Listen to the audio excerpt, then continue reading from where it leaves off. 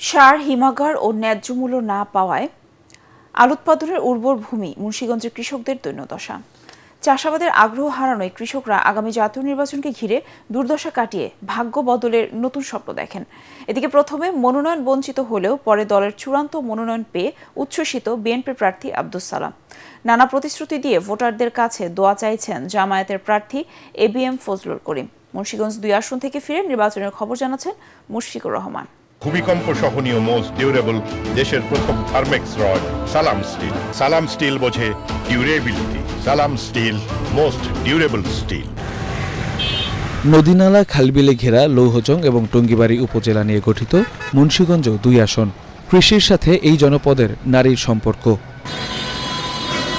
নির্বাচন আসে, জনপ্রতিনিধিরা ছোটেন ভোটারদের দ্বারে দ্বারে। তবে ভাগ্যের পরিবর্তন হয় না ঢাকার অতি নিকটে এই জেলার কৃষক, জেলেসহ খেটে খাওয়া মানুষের। ওষুধপাতি, সার, ইউরিয়া এলে দাম কমাইতে হবে। 1 কেজি আলুর পিছনে খরচ ৩০-৩৫ টাকা পড়ে যাবে। ওই আলু বিক্রি করার লাগে 20 টাকা কেজি। ন্যায্য মূল্য পাইলে হারা বউ বাচ্চা নিয়ে হারা ঠিক মতো শান্তি আলে খাইতে পারবো। মুন্সিগঞ্জ ২ আসনে বিএনপির মনোনয়ন প্রথমে মিজানুর রহমান সিনহা পেলেও তার শারীরিক অসুস্থতার কারণে পরবর্তীতে দলের চূড়ান্ত মনোনয়ন পান বিএনপির যুগ্ম মহাসচিব আব্দুস সালাম আজাদ।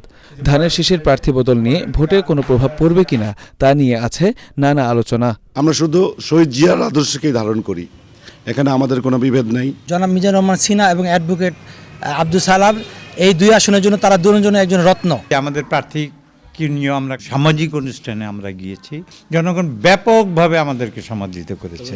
এদিকে প্রাথমিক বিবেচনায় বাদ পড়লেও পরে কাঙ্ক্ষিত ধানের শীষের টিকিট পেয়ে উচ্ছ্বসিত আব্দুস সালাম আজাদ।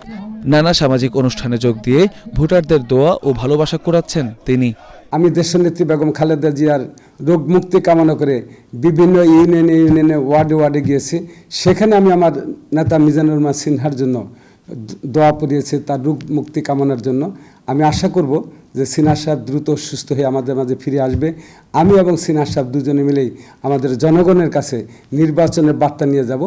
এদিকে নেতাকর্মীদের নিয়ে নির্বাচনী প্রস্তুতিতে ব্যস্ত সময় পার করছেন জামায়াতের প্রার্থী অধ্যাপক এবিএম ফজলুল করিম।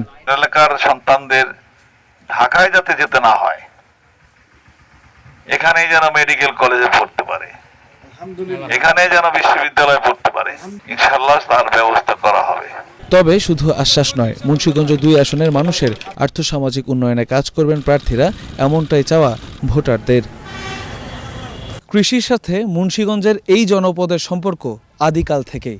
বিশেষ করে আলু উৎপাদনে বিখ্যাত এই জেলাটির কৃষকদের ভাগ্য পরিবর্তনে তেমন কোনো কাজ করা হয়নি। কমেছে কৃষি জমির পরিমাণ, বেড়েছে মাদক এবং ভূমিদস্যুদের দৌরাত্ম্য।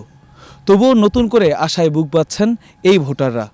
তারা ভাবছেন মুন্সিগঞ্জের মানুষের ভাগ্য পরিবর্তনে কাজ করবে এমন একজন জনপ্রতিনিধিকে নির্বাচিত করবেন তারা। মুশফিকুর রহমান, এটিএন বাংলা, মুন্সিগঞ্জ।